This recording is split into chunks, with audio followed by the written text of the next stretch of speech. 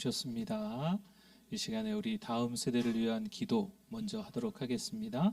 하나님 아버지 감사합니다. 사랑하는 우리 교회 다음 세대의 유초등부, 중고등부, 청년부를 축복합니다. 유초등부, 중고등부, 청년부가 부흥하게 하옵소서. 우리 교회 다음 세대가 세계를 먹여 살리는 리더가 되게 하여 주옵소서. 좋은 믿음의 친구, 믿음의 교사, 좋은 교회, 좋은 목사님 만나는 복을 허락하여 주옵소서. 모든 성도가 함께 더 많이 기도하게 하옵소서. 성경학교와 수련회 이후에 전도의 열매가 맺혀지게 하옵소서. 매년 선교가 이어지게 하옵소서. 청년부 수련회를 통해 교회 기둥들이 되게 하옵소서. 예수님의 이름으로 기도드립니다. 아멘.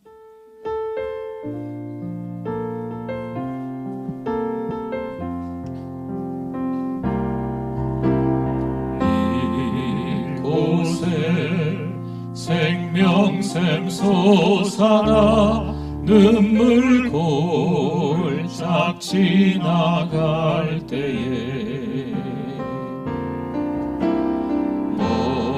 뭐잖아 열매 맺히고 웃음소리 넘쳐나리라.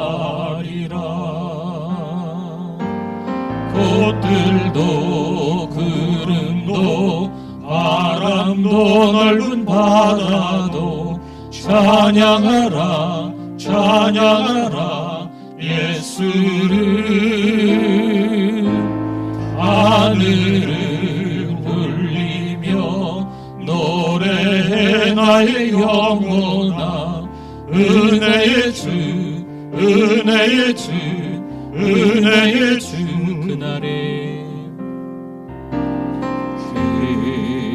그날에 하늘이 열리고 모든 이가 보게 되리라. 마침내 꽃들이 피고 영광의 주가 오시리라. 꽃들도 구름도 바람도 넓은 바다도 찬양하라 찬양하라 예수를. 하늘을 울리며 노래해 나의 영혼아. 은혜의 주 은혜의 주 은혜의 주. 이 세상을 살아가는 동안에 나의 힘을 의지할 수 없으니 기도하고 낙심하지 말 것은 주께서 참 소망이 되시리라. 하나님의 꿈이 나의 비전이 되고 예수님의 성품이 나의 인격이 되고 성령님의 권능이 나의 능력이 되기 원하고 바라고. 주의 길을 걸어가는 동안에 주의 길을 걸어가는 동안에 세상의 것 의지할 수 없으니 감사하고 낙심하지 말 것은 주께서 참 기쁨이 되시리라. 하나님의 꿈이 나의 비전이 되고 예수님의 성품이 나의 인격이 되고 성령님의 권능이 나의 능력이 되길 원하고 하나님의 꿈이 나의 비전이 되고 하나님의 꿈이 나의 비전이 되고 예수님의 성품이 나의 인격이 되고 성령님의 권능이 나의 능력이 되길 원하고 바라고 기도합니다. 찬양 손을 들고 찬양 전쟁은 나에게 속한 것 아니니 주를 찬양 손을 들고 찬양 전쟁은 하나님께 속한 우리 한 번 더 같이 찬양하겠습니다. 우리 두 손 높이 드시고 주를 찬양 주를 찬양 손을 들고 찬양 전쟁은 나에게 속한 것 아니니 주를 찬양 손을 들고 찬양 전 하나님께 속한 것이니 할렐루야. 우리 하나님께 영광의 박수 돌리겠습니다. 우리 다 일어나시겠습니다. 주께와 엎드려 예배드립니다. 주 계신 곳엔 기쁨 가득 무엇과도 누구와도 바꿀 수 없네. 예배드림이 기쁨 됩니다. 하나님은 우리의 피난처시요 힘이시니 환난 중에 만날 큰 도움이시라. 그러므로 땅이 변하든지 산이 흔들려 바다 가운데 빠지든지 바닷물이 솟아나고 뛰놀든지 그것이 넘침으로 산이 흔들릴지라도 우리는 두려워하지 아니하리로다. 한 시내가 있어 나뉘어 흘러 하나님의 성고 지존하신 이의 성소를 기쁘게 하도다. 하나님이 그 성중에 계심에 성이 흔들리지 아니할 것이라. 새벽에 하나님이 도우시리로다. 그가 땅끝까지 전쟁을 쉬게 하시며 활을 꺾고 창을 끊으며 수레를 불사르시는도다. 이르시기를 너희는 가만히 있어 내가 하나님됨을 알지어다. 내가 문나라 중에서 높임을 받으리라. 내가 세계 중에서 높임을 받으리라 하시도다. 만군의 여호와께서 우리와 함께 하시니 야곱의 하나님은 우리의 피난처시로다. 아멘.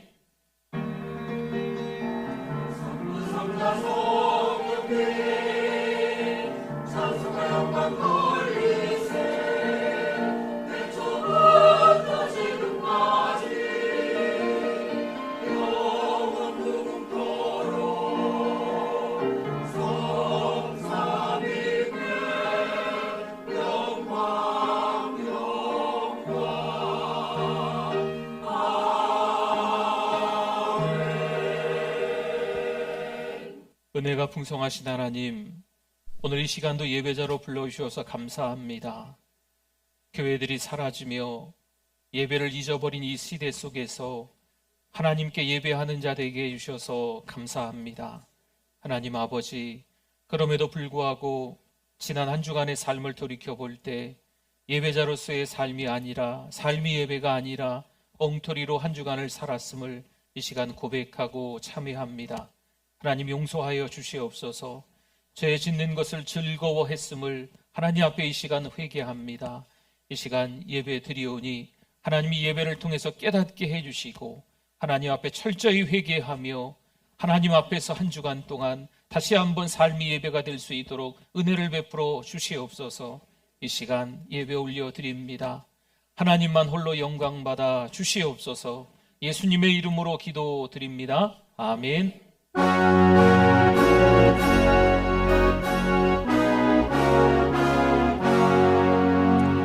전능왕 오셔서 주 이름 찬송케 하옵소서. 영광과 권능의 성부여 오셔서 우리를 다스려 주옵소서. 강생한 성자여 오셔서 기도를 들으소서.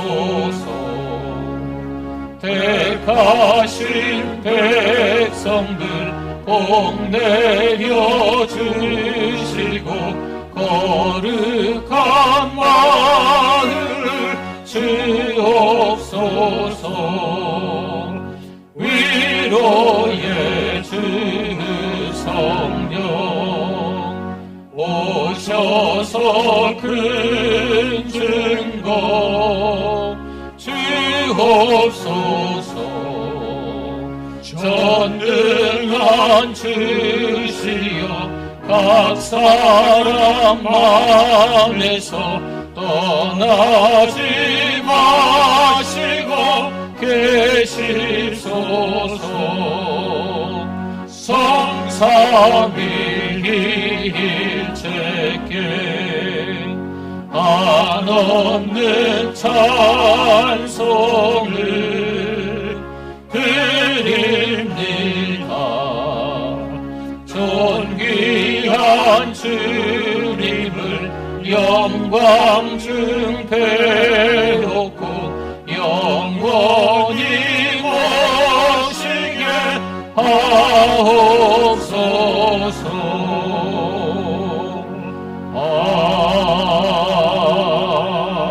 아멘. 신앙 고백드립니다. 전능하사 천지를 만드신 하나님 아버지를 내가 믿사오며 그 외아들 우리 주 예수 그리스도를 믿사오니 이는 성령으로 잉태하사 동정녀 마리아에게 나시고 본디오 빌라도에게 고난을 받으사 십자가에 못 박혀 죽으시고 장사한 지 사흘 만에 죽은 자 가운데서 다시 살아나시며 하늘에 오르사 전능하신 하나님 우편에 앉아 계시다가 저리로서 산자와 죽은 자를 심판하러 오시리라.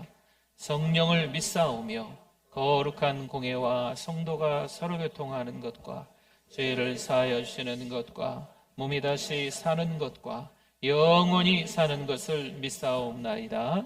아멘. 앉으시겠습니다. 우리 어둠 밤 시대리니 박수 치면서 찬송합니다. 어둠 밤 시대리니 내 직분 지켜서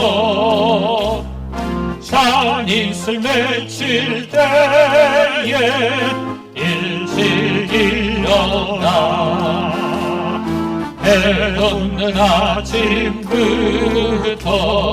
힘써서 일하라. 일할 수 없는 밤이 속히 오리라. 어둠 밤 시대이니 내 직분 지켜서 일할 때 일하면서 놀지 말아라. 낮에는 수고하나 쉴 때도 겠네. 일할 수 없는 밤이 속히 오리라. 어둠같이 내리니 내 기쁜 지켜서 시들의 빛긴 곁에 힘써이라고 그 빛이 나하여서 어둡게 되어도 할 수만 있는 대로 힘써이라라.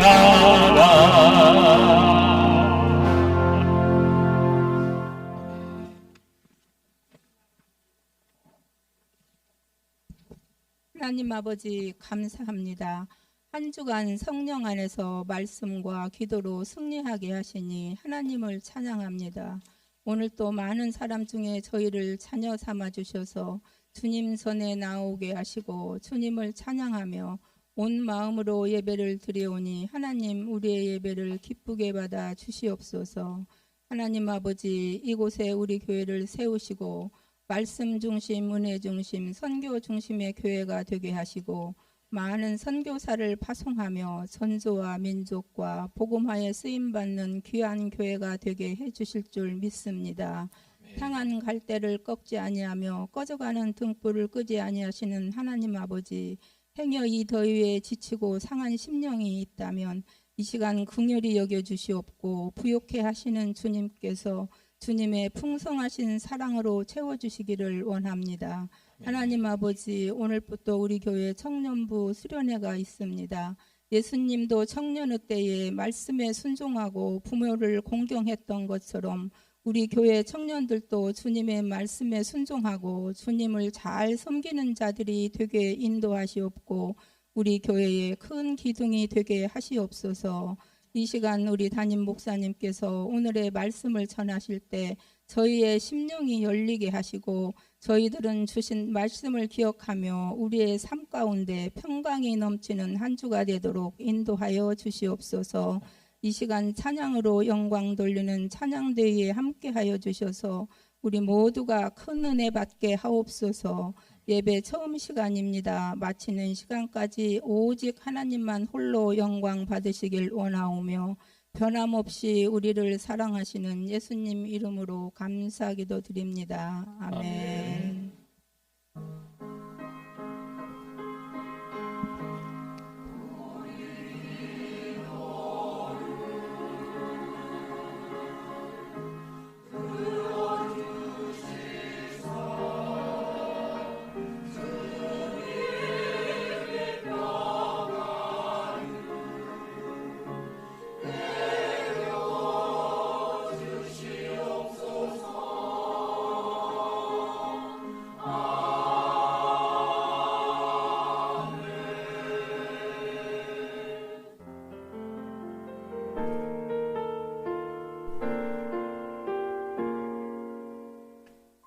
2023년 8월 14일 사랑하는 우리 교회를 찾아주신 새가족 및 방문자 여러분을 진심으로 환영합니다. 우리 교회의 전사는 한 명의 새가족에게 5가지를 3번 하고 있습니다. 성도 여러분, 서로 큰 소리로 격려하고 축복하겠습니다. 세계를 먹여 살리는 리더가 됩시다.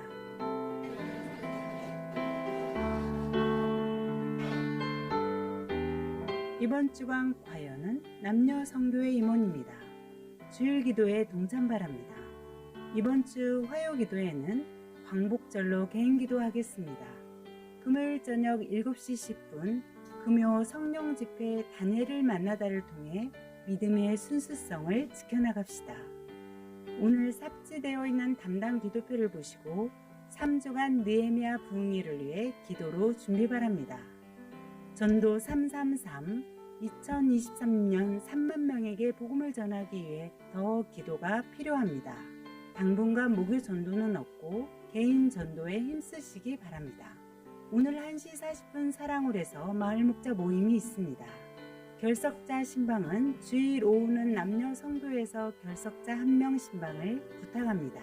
새가족 신방은 화요일에 목회자와 전도자가 함께하겠습니다. 유초등부 여름 성경학교와 중고등부 수련회가 은혜 가운데 마쳤습니다. 찬조와 기도에 감사드립니다. 청년부 수련회가 오늘 오후 예배를 개회 예배로 시작됩니다. 11월 16일 수능시험과 취업을 위해 기도 부탁드립니다. 새가족을 환영합니다. 청년부에서 수련회를 준비하고 함께 은혜의 현장이 되게 하시니 감사합니다. 감사함으로 주님께 영광 돌리는 성도님들 되시기 바랍니다. 왜 우리가 거짓말하지 않겠어요? 왜 우리가 잘못하지 않겠어요? 그러나 성숙해져라라고 하는 거지. 어제보다는 오늘, 오늘보다는 내일 더 예수님을 닮아가는 모습으로, 그리스도를 닮아가는 모습으로 살아가라라는 뜻입니다. 어떤 음식을 먹는 게 왜 중요할까요? 어린아이는 단단한 음식을 소화해낼 수 없습니다. 소화 능력은 어른에게 더 있습니다. 어른은 하나님의 말씀이 이해되어지고 깨달아집니다. 영양 섭취가 되고 소화가 되고 있습니다. 어느 날 하나님의 말씀을 듣는데 너무 달고 오묘한 거지. 또 어느 날 하나님의 말씀을 듣는데 똑같은 분인데 막 화가 나는 것. 그럴 수 있습니다. 여러분, 하나님의 말씀을 로고스라고 합니다. 로고스. 이 로고스의 말씀이 나에게 주시는 말씀, 레마의 말씀으로 들려져야 은혜가 있는 거예요. 아, 나에게 하시는 말씀이구나. 이 말씀이 너무 위로가 되는 거죠. 나에게 하시는 말씀이구나. 내가 지난주에, 내가 지난달에, 내가 지금까지 응어리지면서 쌓여있는 이것을 어떻게 하나님이 아셨지? 정확하게 하나님이 그 심령을 꿰뚫어 보시면서 그날 말씀을 통해서 온몸이 불덩어리가 되게 하는 거죠. 성령 충만해서 불덩어리가 된 게 아니고 열받아서. 근데 여러분, 이것도 은혜라는 것을 아셔야 돼요. 하나님이 깨닫게 하시는 과정이거든. 여러분, 하나님은요, 하나님께서 가지고 계신 치료 프로그램이 있으세요. 어느 날은 심한 고난을 허락하시는 거죠. 우리를 사랑하시기 때문에. 어느 날은요, 정말 누가 봐도 잘 나가는 거예요. 하는 것마다 잘 되는 것 같아. 생각한 것마다 기도 응답이 되는 것 같아. 여러분, 이것도 하나님의 치료 프로그램 중에 하나입니다. 때로는 초신자들, 막 초보에 이르렀던 어린아이 같은 신앙인들은요, 그러니까 마치 기도만 하면 다 응답이 되는 것처럼 여겨져요. 신앙생활을 하면 할수록, 여러분, 어린아이는요, 칭얼칭얼대면 다 줘요. 근데 여러분, 어른 돼 보십시오. 칭얼댄다고 줍니까? 아니잖아요. 감당하기 어려운 일상의 삶을 한두 번 경험하는 게 아니잖아요. 신앙의 어른도 마찬가지입니다. 우리가 하나님 앞에 간절히 기도하고 하나님만 바라보고 살아가는 신앙인이지만, 신자이지만 감당할 수 없을 것 같은 일들이 우리에게 닥친다니까요. 하나님이 우리를 만들어 가시는 치료 프로그램 중에 있는 거죠. 어떠세요? 여러분은 어린아이입니까? 아니면 어른입니까? 네, 우리 수험생과 취업생 명단이 주보에 나와 있습니다. 혹시 빠져 있으면 좀 양해해 주시고요. 말씀하시면 또 우리 같이 또 명단에 올려서 계속 기도하도록 하겠습니다. 오늘 청년부 수련회가 또 오후 예배를 계획을 해서 출발합니다. 또 위에서 또 특별히 기도해 주시면 좋겠습니다. 오늘 주보에 삽지되었던 종이 한 장을 한번 보시겠습니까? 제가 잠깐 설명을 한번 드리겠습니다. 느헤미야라고 적혀 있는 느헤미야 부흥회가 9월에 있을 예정입니다. 9월 3일 주일을 시작으로 해서 수요일, 금요일 이렇게 7차례 있을 예정인데요. 한 3주간 남은 것 같아요. 그래서 이 3주간 동안 우리가 좀 기도하려고 합니다. 그래서 여러분 있는 그 자리에서 기도하시면 될 것 같고요. 우리 요일별로 기도 담당하시는 분들이 좀 있습니다. 혹시나 여기 담당이 안 들어가 있으셔도 기도 계속 하시는 분들이기 때문에 기도해 주시면 좋겠고요. 맨 밑에 보시면 기도 방법 첫 번째, 9월 3일에서 9월 22일까지이기 때문에 이걸 시간으로 한번 바꿔봤어요. 9시 3분에서 9시 22분. 그러니까 오전에도 한 번 있고 저녁에도 한 번 있죠. 그 시간에 우리 잠깐이라도 느헤미야 부흥회를 위해서 사랑하는 우리 교회 이제 또 리더가 세워질 때가 됐거든요. 지금도 탁월한 리더들이 많이 있겠지만 또 사랑하는 우리 교회 또 다른 또 탁월한 리더들이 세워질 수 있도록 그 시간에 기도해 주시든지 아니면 예배에 참석해서 예배 때마다 부흥회를 위해서 기도하셔도 괜찮겠고요. 또 다른 방법, 원하는 시간에 기도하셔도 되겠습니다. 또 다른 방법은 한 끼를 금식하면서 느헤미야 부흥의 은혜 받기 위해서 기도할 수도 있겠죠. 여러분 따로 모여서 기도하지는 않겠습니다. 여러분 있는 그 자리에서 기도표를 보시고 아니면 기도표와 상관없이 나는 매일같이 기도하겠다. 그러면 매일같이 느헤미야 부흥회를 위해서 여러분 기도해 주시면 좋겠습니다.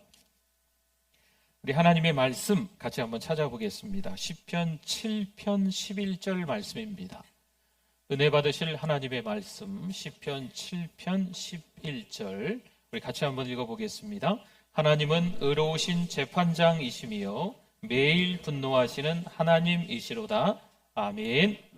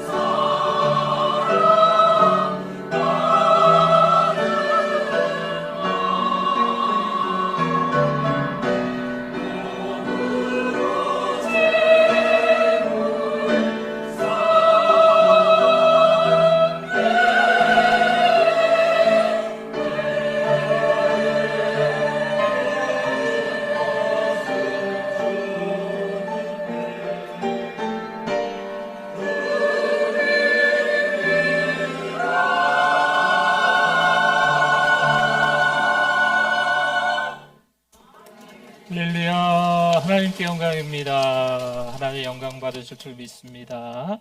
우리 하나님의 말씀에 대한 우리의 고백 같이 하겠습니다. 주의 말씀은 내 인생의 빛입니다. 주의 말씀은 내 삶을 변화시킵니다. 주께서 말씀하신 대로 나는 하나님의 사랑받는 자녀입니다. 나는 축복의 통로입니다. 오늘도 주의 말씀에 내 마음의 문을 엽니다. 말씀하여 주옵소서. 듣고 깨닫고 말씀대로 살겠습니다. 아멘. 네, 잘 오셨습니다. 우리 옆에 분들, 앞에 분들 보시고 같이 우리 인사 나누시겠습니다. 잘 오셨습니다. 은혜 많이 받으세요. 안녕하세요. 네. 목적지가 없이 길을 가고 있습니다. 길을 잃었다라는 표현이겠죠. 방황이라고도 말할 수 있습니다. 우리 인생은 이 방황을 줄여야 살만합니다. 그럼 방황을 어떻게 줄일까요? 예를 들어 이스라엘 백성들의 출애굽 사건을 한번 볼까 합니다. 그들의 첫발 방황이라는 것은 사실 찾을 수가 없습니다. 왜냐하면 출애굽은 하나님이 인도하셨기 때문입니다. 그들은 더 이상 노예가 아니기에 그 해방감에 기뻐합니다. 그런데 과연 완전한 자유인이 되었을까요? 애굽은 나왔지만 그들을 기다린 곳은 어딜까요? 광야입니다. 이 광야를 통과하면서 그들의 이 미천이 다 드러나는 것을 볼 수 있습니다. 시편 106편 14절 말씀에 광야에서 욕심을 크게 내며 사막에서 하나님을 시험하였도다. 아멘. 광야는 말 그대로 텅 비고 아득하게 너른 들입니다. 광야의 뜻을 찾으면 그렇게 나와 있어요. 광야는 척박한 곳입니다. 아무것도 없습니다. 거기에는 안식이 없습니다. 하루 살기도 하루 버티기도 어려운 곳이 광야입니다. 그러니 그들의 입에서 어떤 말이 쉽게 나올까요? 아무것도 없는 곳에서 그들에게 나올 수 있는 말이란 불평과 원망뿐입니다. 그런데 이 원망은요, 공동체를 허무는 거예요.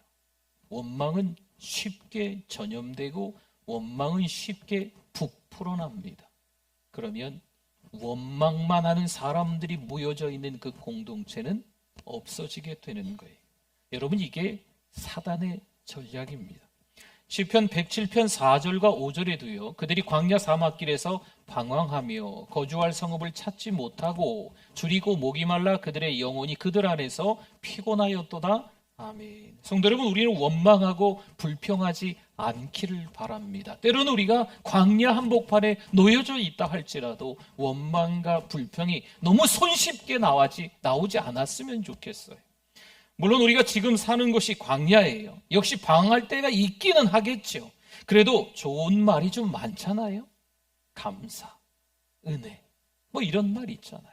좋지 않은 말 자꾸 옮기지 마시고 부정적인 말을 좀 끊으셨으면 좋겠어요. 여러분, 그렇지 않으면 이 부부관계가 허물어져요. 그렇지 않으면 가정이 허물어져요. 그렇지 않으면 교회 공동체가 허물어지는 겁니다. 원망의 뿌리는 하나님에 대한 반역의 마음입니다. 문제의 원인을 타인에게 전가시키는 게 이 사단의 속성이에요. 아담과 하와가 그랬잖아요. 하나님이 말씀하셨는데, 금하셨는데 선악을 알게 하는 나무의 열매를 따먹고 난 이후에 하나님께서 말씀하시니 자꾸 누가 그랬다고 누구 탓으로 자꾸 돌리는 이런 모습이 우리들의 모습이 될 수도 있습니다. 광야에서는 이렇게 나의 모든 것이 다 드러나기 마련입니다. 당연히 그러기에 광야는 머물 곳이 아니라 통과하는 곳이라는 거죠. 그런데 하나님은 왜 광야로 그들을 내모셨을까요? 애굽을 나오게 하나님이 인도하셔서 하셨으면, 홍해를 건너게 하셨으면 그 광야 말고 다른 곳으로 가게 하실 수는 없었을까요? 여러분, 우리 인생에서 왜 하나님은 신자라고 예수 그리스도를 믿는 하나님의 백성으로 삼아주셔놓고 왜 광야로 우리를 이끌어 가실까요? 지금 하나님은 화가 나셔서 그렇게 하시는 걸까요? 아닙니다. 하나님은 그곳 광야에서 먼저 우리를 훈련시키는 거죠. 다듬으시는 거죠. 그 다음 우리의 밑바닥을 우리가 직접 보게 하시는 거예요. 우리의 미천이 다 드러나게끔 하셔서 우리의 형편없음을, 우리의 나약하고 연약함을 다 우리가 보게 하시고 그 다음 하나님은 다시 우리를 일으켜 세워가십니다. 여러분, 이게 뭐지요? 성숙되어져 간다는 거예요.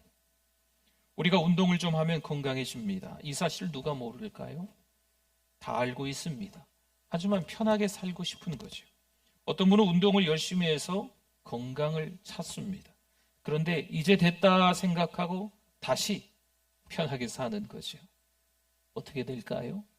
요요 현상이라고 합니까? 이스라엘 백성들도 마찬가지입니다. 광야였지만 하나님은 풍성하게 채워주십니다. 광야임에도 불구하고 광야였지만 하나님은 있는 거 없는 거 다 쏟아 부어 주십니다. 그랬더니 이전의 삶의 방식으로 돌아가려 합니다. 좀 더 편하게 살고 싶어 하나님께 원망하고 오히려 불평하고 있는 이스라엘 백성들의 모습을 보라는 거지요. 애굽에서 살았던 옛 습관이 잘 사라지지 않습니다. 그들은요, 노예의 삶이 익숙했어요. 성도 여러분, 광야에서는 여전히 죄의 힘이 우리를 구속합니다. 생활 습관을 바꾸기가 어렵습니다. 습관이 나를 지배합니다. 이 습관이 잘 사라지지 않습니다. 죄의 본성에 이끌려 살아갈 수밖에 없는 거죠. 이기심, 그 이기심이 생기는 대로 살아가는 거예요. 다툼, 그 다툼이 생기는 대로 서로 아웅다웅하는 거죠. 탐욕, 이 탐욕이 생겨서 다른 사람을 짓밟고 뭔가 하나를 내가 더 얻으려고 하는 거죠. 취하려고 하는 거죠. 힘들어요. 고달파요. 그런데 나를 정말 힘들게 하는 주범이 있는 거 아십니까? 자아입니다. 자아. 나의 내면입니다. 이 자아 때문에 때로는 우리 인생이 조난까지 당합니다. 그러니 우리는 자아에게 분노해야 합니다. 우리 옛 자아가 십자가에 반복해서 못 박혀야 우리가 살 수가 있습니다. 도대체 내 자신이 다룰 일인지 아니면 하나님이 다루실 일인지 그때서야 분별이 되는 거예요. 고난을 당해봐야, 때로는 힘들어봐야, 질병을 얻어봐야, 하다못해 감기라도 걸려봐야 하나님께 기도할 수 있는 사람이 된다는 거죠. 평상시에는 진짜 간짜를 알 수 없어요. 내가 편한 것만을 찾기 마련입니다. 여기에서 자아에게 분노한다는 것은요, 내 몸을 내가 스스로 망가뜨린다 이런 의미가 아닙니다. 자괴감에 빠지라는 것도 아닙니다. 열등감에 빠지라는 것도 아닙니다. 내 자아의 아픔을 느끼라는 거죠. 나 자신이 얼마나 힘들었나 위로하고 공감하라는 말씀입니다. 어떠세요? 나 자신이 지금까지 옛 습관으로 그렇게 살아오고 계십니까? 그러니 지금도 광야 이스라엘 백성들처럼 그저 입만 열면 원망하고 불평하는 거죠. 입만 열면 다른 사람을 비방하는 거죠. 입만 열면 부정적인 말이 너무 쉽게 나오는 거예요.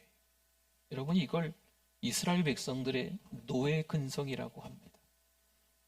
우리들도 죄에 질질 끌려다니면서 살아가는 이 노예 근성이 여전히 남아있는 거예요. 그들이 잊은 게 있습니다. 하나님은 여전히 이스라엘 백성들을 사랑하십니다. 우리가 잊은 게 있습니다. 하나님은 여전히 우리를 사랑하고 계십니다. 요한일서 4장 10절 말씀에 사랑은 여기 있으니 우리가 하나님을 사랑한 것이 아니요 하나님이 우리를 사랑하사 우리 죄를 속하기 위하여 화목제물로 그 아들을 보내셨음이라. 아멘.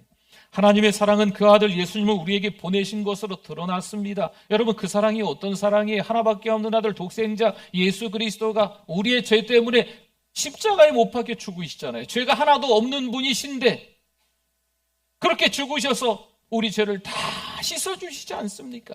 대속해 주셨고 속량해 주셨지 않습니까? 이 십자가 사랑을 망각하면 원망과 불평이 쏟아지는 거예요. 어느 날 하나님은 아브라함을 부르십니다. 그리고 아브라함에게 말씀하시는 거예요. 아브라함아, 내 아들 독자 이삭 있지? 나에게 바쳐라. 여러분, 도대체 이게 무슨 말일까요? 하나님은 도대체 왜 갑자기 아브라함의 아들 이삭을 모리아산에 올라가 번제로 바치라 말씀하실까요? 하나님이 아브라함에게 백세해 주신 애지중지 키운 아들입니다. 도대체 하나님은 아브라함에게 얼마나 화가 나셨으면 이러실까요? 근데 그게 아니에요. 창세기 22장 1절 말씀에 보면 그 일 후에 하나님이 아브라함을 뭐 하시려고? 시험하시려고 그를 부르시되 아브라함아 하시니 그가 이르시되 내가 여기 있나이다. 아멘. 애당초 하나님은 22장에서 아브라함을 부르신 목적이 분명하셨습니다. 목적이 뭐였죠? 시험하시려고, 테스트하시려고. 하나님이 아브라함을 75세에 부르시고 무려 대략 한 40년쯤 지난 것으로 학자들은 봅니다. 이삭이 나무찜을 지고 올라갈 정도이면 청소년쯤 됐겠지요. 아브라함이 밤에 잠은 잤을까? 아내에게 말은 했을까? 아브라함 그의 심경은 아들을 이제 번제로 바쳐야 되는데 그의 심경은 어떨까? 자고 있는 아들 이삭을 바라보며 어떤 마음이 들까? 이 아들을 보는 마지막 날 밤일까? 내일서부터 모리아까지 3일 길을 걸어가야 되는데 그 걸어가는 길 동안 내게 이 아들에게 뭐라고 말할까? 성경은 이런 이야기들을 전혀 언급하고 있지 않습니다. 그 내용을 말하면 아브라함의 열심을 강조하는 것이기 때문입니다. 아브라함이 이렇게도 했구나. 아브라함이 이렇게도 했구나. 불가능한 현실 속에서 아브라함이 이렇게 선택해야만 했구나. 야, 아브라함 대단하다. 여기에 초점이 있을까 해서입니다. 성경은요, 아브라함의 열심이 아닌 하나님의 열심에 초점을 두고 있습니다. 하나님이 창세기 12장부터 22장까지의 내용을 보면 한 단계 한 단계 끌어올리시는 모습들을 볼 수가 있어요. 물론 어떤 때는 한 단계 올라가는 것처럼 보이다가 주저앉기도 했지만 어쨌든 하나님은 12장부터 창세기 22장까지의 말씀을 보면 스텝 한 계단 한 계단 끌어올리시는 성숙해져가는 아브라함의 모습을, 하나님의 열심을 발견할 수가 있습니다. 창세기 22장 12절 말씀 볼까요? 사자가 이르시되 그 아이에게 내 손을 대지 말라, 그에게 아무 일도 하지 말라. 내가 내 아들 내 독자까지도 내게 아끼지 아니하였으니 내가 이제야 내가 하나님을 경외하는 줄을 아노라. 하나님이 창세기 12장부터 22장까지 아브라함을 계속해서 끌어올리시면서 다듬어 가시면서 밑바닥까지 다 들추어내서 너 자신이 이 정도밖에 안 돼라는 것까지 깨닫게 하시면서 아브라함을 만들어 가시고 있는 거예요.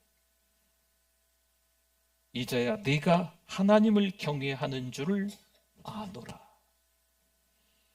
사실 하나님이 아브라함을 부르신 12장부터 여기 아들 이삭을 바치는 22장까지를 보면 하나님이 이런 상황에서는 우리 입장으로 좀 생각해 보면 분노하시기도 하겠다라고 하는 것도 사실 드러나 있습니다. 그가 첫 발을 내디딘 것은 좋았어도 하나님의 땅을 떠나기도 합니다. 물론 이유가 있습니다. 그 땅에서 아내를 여동생으로 속여 하나님의 언약이 깨질 뻔한 일도 있습니다. 하나님의 개입으로 해결이 되는 거지요. 이스마엘의 출생도 하나님의 약속을 기다리지 못해서입니다. 그것도 아브라함과 사라 이 부부 입장에는 이유가 있긴 하겠죠. 하지만 지금으로부터 4,000년 전의 일인데 아직도 그들의 후손으로 그 땅은 중동의 화약고입니다. 히브리서 11장 17절에서 19절 말씀을 보면 아브라함은 시험을 받을 때에, 지금 창세기 22장 이야기죠. 테스트를 받을 때에 믿음으로 이삭을 드렸으니 그는 약속들을 받은 자로 돼 그 외아들을 드렸느니라. 그에게 이미 말씀하시기를 내 자손이라 칭할 자는 이삭으로 말미암음이라 하셨으니 그가 하나님이 능히 이삭을 죽은 자 가운데서 다시 살리실 줄로 생각한지라 비유컨대 그를 죽은 자 가운데서 도로 받은 것이니라. 아멘. 하나님은 40여 년 동안 열심히 아브라함을 믿음의 사람으로 만드십니다. 창세기 12장에서 아브라함을 겨우겨우 우상의 땅에서 부르셔서 창세기 22장에서 아들을 바치기까지 모든 것을 다 걸어버리는 사람이 되게끔 하나님은 만들어가고 계시는 거예요. 우리가 아브라함을 뭐라고 부릅니까? 믿음의 조상이라고 부르지 않습니까? 하나님의 분노처럼 보이지만 이건 하나님의 사랑인 거예요. 아브라함을 믿음의 조상으로 만드시는 하나님의 일련의 과정이죠. 성숙되게 만들어 가시는 과정이라는 겁니다. 빅토르 위고가 쓴 소설 장발장을 아시죠? 고작 목숨 연명하자고 빵 하나 훔친 건데 19년의 감옥 생활을 하게 됩니다. 굶주림을 멈추기 위한 절박한 행동이었습니다. 그러니 장발장은요, 감옥 안에서 세상에 대해 얼마나 원망하고 분노했을까요? 반대로 우리는 이 장발장의 행동을 보고 어떻게 생각하십니까? 아무리 배고파도 그렇지 빵 한 쪽이라도 그렇지 그건 도둑질 아닌가? 이렇게 우리가 장발장을 비판하고 정죄할 수 있을까요? 그는 범죄자라는 프레임과 사회의 경멸에 둘러싸여 배척을 직접 경험하게 됩니다. 감옥에서 나와봤지만 그를 반기는 곳은 없었다는 거죠. 그런데 보세요. 범죄자인데 그에게 자비로운 한 사람이 다가옵니다. 장발장은 그를 만나 삶의 방향이 바뀌어요. 인생의 벼랑 끝에서 만난 한 사람으로 인해 장발장이 변화됩니다. 세월은 좀 더 흘러서 번창한 공장 소유자이자 시장이 된 장발장입니다. 새 삶이 시작된 거죠. 새 삶을 살아가는 장발장이 누군가를 보살피고 돌보고 있습니다. 우리의 분노로 인해 장발장에게 돌을 던지는 게 맞을까요? 혹은 우리 자신을 돌아보며 미리 그런 장발장 같은 사람들에게 빵 한 쪽을 주지 못한 우리 자신이 반성하는 게 맞을까요? 아니면 당시 사회 구조에 분노하는 게 맞을까요? 많은 청년들이 아직도 길을 잃었습니다. 그래서 하는 거 보면 답답합니다. 어떻게 저렇게 생각 없이 살까? 참 어리석어 보입니다. 여러분, 이게 청년들의 방황에 분노하는 게 맞을까요? 청년들을 그렇게 생각하는 게 맞는 겁니까? 아니면 그들을 따뜻하게 품어주지 못한 우리 자신을 반성할까요? 사회구조가 청년들을 그렇게 몰아붙인 것은 아닌지, 우리 어른들의 입장에서 참 가슴 아픈 현실입니다. 우리가 청년들의 아픔에 공감하며 또한 이 사회구조가 바뀌기를 기도하실 수 있기를 바랍니다. 느헤미야 5장 2절에서 4절 말씀에 보면 어떤 사람은 말하기를 우리와 우리 자녀가 많으니 양식을 얻어 먹고 살아야 하겠다 하고, 어떤 사람은 말하기를 우리가 밭과 포도원과 집이라도 저당 잡히고 이 흉년에 곡식을 얻자 하고, 어떤 사람은 말하기를 우리는 밭과 포도원으로 돈을 빚내서 왕에게 세금을 바쳤도다. 아멘. 백성들이 기근으로 인해 가난해졌습니다. 많은 이 가족들을 먹여 살리려면 뭔가라도 좀 얻어먹어야 할 텐데, 또는 밭과 포도원과 집이라도 저당 잡히고 곡식을 얻고자 하는 사람들도 있습니다. 갈수록 빈부의 격차가 심해집니다. 도대체 이런 일은 어디서 일어나고 있을까요? 지금 우리가 살고 있는 이 땅의 모습은 아니겠습니까? 물론 느헤미야가 예루살렘에 돌아왔을 때 그 나라의 상황과 형편이었습니다. 그렇다면 백성들에게 문제가 있기 때문에 얼마나 일을 안 했으면, 얼마나 먹고 사는데 열심을 내지 않았으면 이 모양 이 꼴이 됐을까? 성도 여러분, 느헤미야는 그렇게 백성들에게 분노하지 않습니다. 사실 우리가 사는 게 어려워져서 서로 아웅다웅하며 살고 있습니다. 네가 더 잘 사니? 내가 더 못 사니? 네가 더 높니? 내가 더 높니? 아웅다웅하면서 살아가는 게, 이 전쟁터와도 같은 게 이 세상에 살아가는 우리의 모습입니다. 느헤미야는 백성들의 눈물과 아픔에 공감합니다. 백성들을 야단치는 게 아니에요. 오히려 분노는 불평등한 구조를 만든 이들에게 하고 있습니다. 어느새 먹고 사는 게 힘들어졌습니다. 그래서 그럴까요? 내가 잘 돼야 하나님이 영광 받으시는 거야. 내 자녀가 잘 돼야 하나님이 영광 받으시는 거야. 우리 교회가 잘 돼야 하나님이 영광 받으시는 거야. 여러분, 이건 틀린 말입니다. 저 같은 목사가 하나님의 말씀을 잘못 해석해 드린 겁니다. 하나님이 주신 물질, 하나님이 주신 재능, 하나님이 주신 은사, 잘 먹고 잘 사는 쪽에, 자식이 출세하는 데 있어서, 교회가 잘 되는 데 있어서 계속 쏟아붓는 거죠. 그래도 우리 신자가 잘 돼야 하나님께 영광이 되지 않겠어 라고 하면서 하나님의 말씀을 잘못 가르친 거예요. 잘못 배운 거예요. 신자가 잘 돼야 한다는 거죠. 여러분, 그게 맞을까요? 신자는 고난을 겪으면 안 됩니까? 신자는 질병에 걸리면 안 됩니까? 신자의 자식은 잘못되면 안 됩니까? 광야는 누구에게나 있습니다. 고난과 환난은 누구에게나 찾아옵니다. 그러나 그 환난과 고난 가운데서, 그 광야 가운데서 어떻게 살아가느냐, 여러분, 이게 중요한 거죠. 하나님의 기준에서는요, 내가 잘 잘 돼야 하나님이 영광 받으시는 거야. 이거는 틀린 말이에요. 그렇게 되면 성경의 가치로 십자가는 결코 설명할 방법이 단 한 가지도 없습니다.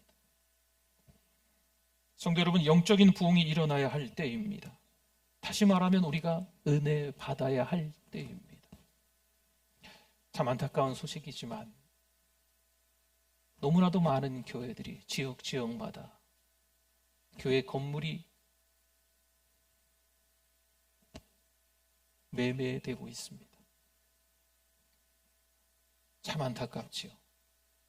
그래도 신앙생활을 했던 분들이 몇 년 사이에 어느새 교회랑 상관없이 세상 속으로 들어가서 세상 사람들과 같이 어울려서 난 예수 믿는 사람이야 말은 그렇게 하는데 교회는 나오지 않는 현실이 되어버렸습니다. 남의 탓을 하며 다른 사람과 이기심으로 다툴 때가 아닙니다. 우리의 욕심을 채우며 하나님을 위해서이다 말할 때가 아닙니다. 안타깝게도 교회마다 성도들이 떠나고 하나님과 등지고 있습니다. 좀 더 심하게 말하면 하나님과 원수가 되고 있는 거예요. 굳이 교회 나가지 않아도 된다 생각합니다. 혹은 교회 출석 성도 수가 많은 교회에서 이런 얘기를 해요. 성도는 많이 나오는데 헌신하는 사람은 별로 없어. 봉사하는 사람은 별로 없어. 마치 밀물 썰물처럼 주일날 우르르르 왔다가 예배드리고 도대체 누가 왔는지도 모르게 다 금방 사라져. 하다못해 교회의 재정이 부족해서 마땅히 할 일을 제대로 못하고 있는 현실이랍니다. 여러분, 사회적 약자에 대한 공감이 부족해졌습니다. 우리는 지금 그런 시대에 살고 있습니다. 그래서 우리 신자가 분노해야 된다는 거예요. 사랑하는 우리 교회가 어떻게 해야 할까요? 내 가정, 내 교회만 생각하면서 우리의 배만 부르면 될까요? 우리의 교회 잘 돼야 되는데, 우리 가정 잘 돼야 되는데, 내 가정, 내 자녀들 잘 돼야 되는데, 이렇게만 생각하는 게 맞을까요? 예수님도 성전에서 분노하신 적이 있습니다. 예수님이 왜 그렇게 분노하고 계실까요? 백성들에 대한 분노이실까요? 예수님이 예루살렘 성전에 들어가셔서 그 성전 안에서 매매하는 자들, 또 무슨 상 이런 거 다 뒤집어 엎으셨어요. 그 백성들에 대한 분노를 표출하신 걸까요? 아닙니다. 사회적 문제로 인한 백성들의 아픔에 공감하고 계시는 거예요. 연약한 인간에 대해서 공감하시는 예수님의 모습입니다. 성도 여러분, 신자의 분노는요, 큰 소리 치고 싸우자는 게 아니에요. 뭐 뛰두르고 사회가 어떠니 나라가 어떠니 하면서 앞장서서 이렇게 하자는 게 아닙니다. 아픔을 겪고 있는 분들과 공감하는 거죠. 그들의 필요를 위해 고민하고 우리가 할 수 있는 한 하나님이 나에게 주신 물질, 재능, 은사 이런 것들 가지고 다른 데 쏟아붓지 말고 그 약자들에게 그들을 위해서, 그들의 필요를 위해서 우리가 뭔가를 하자는 거죠. 사랑을 전하는 겁니다. 내 자녀가 하나님과 상관없이 살고 있는 세월들이 벌써 몇십 년입니다. 어떻게 하시겠습니까? 나와 함께 예배드렸던 성도가 하나님을 등지고 있습니다. 보이지 않는 세월들이 1년, 2년, 몇 년이 지나가고 있는데 아무런 감각이 나에게 있지 않습니다. 이 현실에 우리는 분노해야 합니다. 이제 우리는 그들을 글쎄요, 탕자라고 부를 수도 있을 것 같아요. 교회 밖에 있다고 무조건 다 탕자이고 교회 안에 있다고 무조건 탕자가 다 아니고 사실 그렇지는 않겠죠. 그건 하나님이 판단하시는 거겠죠.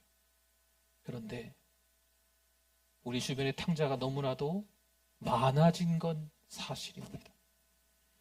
그 탕자들을 위해 어떻게 해야 할까요? 그들에게 분노하라는 것은 그들의 아픔에 공감하시라는 겁니다. 그 탕자들에게 역정을 내시라. 그 탕자들에게 화를 내시라. 그 탕자들을 저주하고 그 탕자들을 비방하고 그 정도 신앙밖에 되지 않았으니까 욕하라는 말씀이 아닙니다. 왜 탕자가 되었는지 그 아픔을 같이 느끼시라는 거죠. 우리가 받은 주님의 사랑 얼마나 큽니까? 십자가 사랑. 그 십자가 사랑을 나눌 수 있어야 됩니다. 사랑하는 성도 여러분, 또 한 주간이 주어져 있습니다. 또 한 주간을 살아가면서 우리 주변에 탕자들이 많이 보이게 되실 것 같아요. 때로는 사회적 약자들이 많이 보이실 것 같아요. 근데 하나님이 나에게 주신 시간이 있어요. 나에게 주신 건강이 있어요. 나에게 주신 물질이 있어요. 또 나에게 주신 재능이 있어요. 여러분, 이것을 가지고 그 예수 그리스도의 사랑을 흘려보낼 수 있는 이번 한 주간이 되실 수 있기를 축원합니다. 기도하겠습니다. 오늘 말씀 기억하면서 우리 주여 한번 부르짖고 기도합니다. 주여, 하나님 아버지 은혜를 감사합니다. 성령께서 우리를 깨닫게 하여 주셔서 진짜 성령 충만한 하나님의 사람으로 살아갈 수 있도록 인도하여 주시옵소서. 내 배만 채우는 것이 아니고 하나님의 사랑을 전하는 자가 되게 하여 주시옵소서. 나에게 주신 것이, 나에게 너무나도 풍족하게 주신 것이 그저 내가 누릴 수 있을 만한 것들을 누리는 그런 시간이 아니고 하나님 흘려보내는 믿음이 있게 하여 주시길 원합니다. 선교하고 전도하고 구제할 수 있는, 정말 하나님께서 사랑하시는 귀한 어려운 교회들을 도울 수 있는 하나님 사랑하는 우리 교회, 그런 교회 될 수 있도록 하나님 인도하여 주실 줄 믿습니다. 하나님 아버지 은혜를 감사합니다. 여전히 죄인된 모습인데 그래도 예배자로 불러주시고 오늘도 하나님께서 기뻐하시는 예배를 드릴 수 있는 믿음을 갖게 해주심을 감사합니다. 하나님께서 허락하신 이 믿음으로, 이 사랑으로 다시 한번 한 주간 그 믿음을 흘려보내면서 그 사랑을 실천하면서 살아가는 우리들 되게 하여 주시옵소서. 예수님의 이름으로 기도드립니다. 아멘. 우리 오른손을 들고 찬양합니다. 주는 나의 그 능력, 주는 나의 큰 소망, 내가 항상 영원히 주님만을 섬기리. 아멘. 우리 정성껏 준비한 예물 하나님 앞에 드리겠습니다.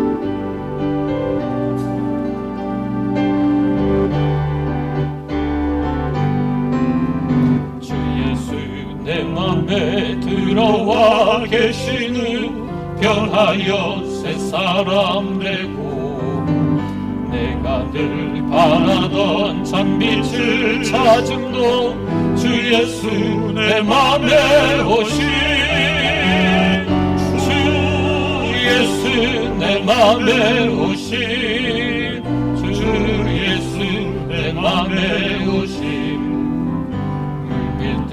내 맘에 기쁨이 넘치는 주 예수 내 맘에 오신 주 예수 내 맘에 들어와 계시는 악령된 행실을 끊고 머리털보다도 더 많던 내 죄가 눈보다 더 희어졌네. 주 예수 내 맘에 오신 주 예수 내 맘에 오신 물밀듯 내 맘에 기쁨이 넘치는 주 예수 내 맘에 오전하겠습니다. 내가 저 천성에 올라가 살기는 주 예수 내 맘에 오신 천성에 올라가 주님을 뵈리니 그 기쁨 이길 데 없네. 주 예수 내 맘에 오신 주 예수 내 맘에 오신 물밀듯 내 맘에 기쁨이 넘치는 주 예수 내 맘에 오신. 아멘. 우리 이 시간에 우리 새 가족을 환영하도록 하겠습니다. 임순덕 집사님, 네, 앞으로 나오시면 좋겠습니다. 네, 네, 어디 계실까요? 네네, 네네, 집사님, 네, 임순덕 집사님, 네, 전도자 정예순 권사님, 사랑목자 안인원 권사님, 1녀회장 최순여 권사님, 네, 같이 나오시면 됩니다. 천사 정예순 권사님, 네, 천천히 나오시면 됩니다. 우리 어른이신데, 네, 우리 여기 같이 아파트에 살고 계세요. 네, 네, 14층? 14층이었, 네네, 14층에 살고 계시는 우리 어른이신데, 이 중간으로 오시면 되겠습니다.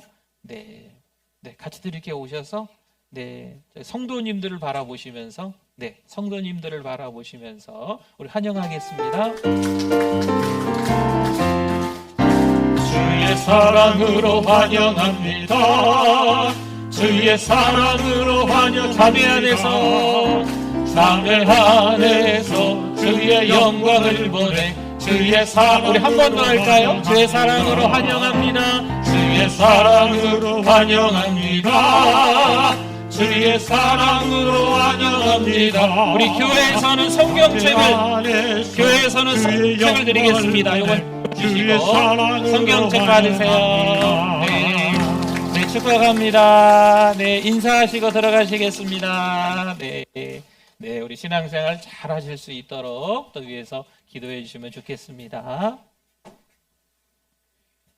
네, 제가 기도하겠습니다. 하나님, 감사합니다. 믿음으로 살아가는 우리들 되게 하여 주시옵소서. 어느새 우리의 믿음이 숨바꼭질을 하는지 잘 보이지 않습니다. 교회를 나오기는 했지만 우리의 믿음이 어디에 갔는지 참 안타깝기도 합니다. 우리 임순덕 집사님, 신앙으로 잘 사실 수 있도록, 사랑하는 우리 교회 모든 성도들도 하나님만 바라보고 살아가실 수 있도록 은혜를 더하여 주시옵소서. 영적인 회복이 있어야 될 때인 줄 믿습니다. 이 시간에 예배드리며 예물로도 올려드리오니 하나님, 이 예물이 하나님 나라를 위해서 사용되게 하여 주시옵소서. 정말 100원이라도 허튼 데 사용되지 않게 하시고 오직 하나님의 영광을 위해서, 오직 하나님께 기쁨을 돌리는 데 사용될 수 있는 물질이 될 수 있도록 축복하여 주실 줄 믿습니다. 하나님, 교회 환우분들이 계십니다. 하나님, 많이 아프십니다. 이래저래 몸이 많이 쇠하여지셨습니다. 하나님, 도와주셔서 건강을 주시옵소서. 때로는 광야 한복판에 있지만 그래도 감사하게 하시고 은혜라고 고백하게 하셔서 하나님께 주시는 기쁨을 누리며 살아가실 수 있도록 하나님 역사하여 주시옵소서. 하나님, 성공과 확신에 가득 찬 괴물처럼 살아가는 우리들 되지 않게 하시고 하나님 바라보며 살아갈 수 있는 우리들 되게 하여 주시옵소서. 사랑하는 우리의 다음 세대 자녀들, 세상에서 성공해야 되고 출세해야 되고 돈 많이 벌어야 되고, 어느새 우리 믿음의 사람인 우리들의 입에서도 그래야 하나님이 영광 받으시지, 이렇게 너무 많은 말들을 했습니다. 하나님, 용서하여 주시옵소서. 어떤 상황과 환경에 우리도 처할 수 있지만 그때에도 여전히 하나님 앞에 감사할 수 있는 우리의 다음 세대, 우리의 자녀들 되게 하여 주시옵소서. 성공과 출세만을 기대했다가 믿음을 저버린 탕자가 되어버렸습니다. 하나님 아버지, 돌아오게 하여 주시옵소서. 예수 믿는 하나님의 자녀들 다 돌아오게 하여 주실 줄 믿습니다. 하나님 아버지, 이 혹독한 냉혹한 현실 가운데 우리의 믿음이 사라져버린 이때에, 예배가 흔적도 없이 사라져가는 이때에 다시 한번 예배가 회복되게 하시고 우리의 믿음이 회복될 수 있게 하여 주시옵소서. 하나님 아버지, 유초등부와 중고등부가 은혜 가운데 성경학교와 수련회를 마쳤습니다. 이제 청년부가 오늘서부터 화요일까지 수련회를 하는데 정말 우리 청년들이 은혜 받게 하시고 교제하게 하시고 믿음의 은혜를 나눌 수 있는 풍성한 시간이 될 수 있도록 도와주시옵소서. 정말 해야 될 일이 얼마나 많은 청년들입니까? 만나야 될 사람들이 얼마나 많겠습니까? 자기의 꿈과 자기의 어떤 방향들, 목적들이 얼마나 다양하겠습니까? 그러나 예배를 소홀히 하지 않도록, 하나님께서 주신 그 은혜를 나누는 모임에 소홀히 하지 않도록 우리 청년들의 삶을 하나님이 지켜주시옵소서. 이때 믿음을 갖춰야 어른이 되어서도 그 믿음이, 그 은혜가 또 자녀들에게, 또 다른 사람들에게 흘러가는 줄 믿습니다. 아주 중요한 이때 우리 청년들을 지켜 보호하여 주시옵소서. 하나님께서 은혜 주셔서 담대하게 살아갈 수 있는 한 주간이 될 줄 믿습니다. 우리 모두에게 함께하여 주시옵소서. 하나님 아버지, 권예준, 김동욱, 김승수, 박대은, 선유진, 윤상미, 이원석, 이하민, 이하진, 최수연, 최진우, 하나님이 함께하여 주셔서 지혜와 총명 주시고 가는 길이 하나님께서 원하시는 그 길로 갈 수 있도록 축복해 주실 줄 믿습니다. 예수 그리스도의 이름으로 기도드립니다. 아멘. 지금은 우리 주 예수 그리스도의 은혜와 하나님 아버지의 그 크신 사랑하심과 성령님의 위로교통 충만하심이 믿음으로 살아내는 하나님의 백성들 위해 영원토록 함께 있을지어다. 아멘.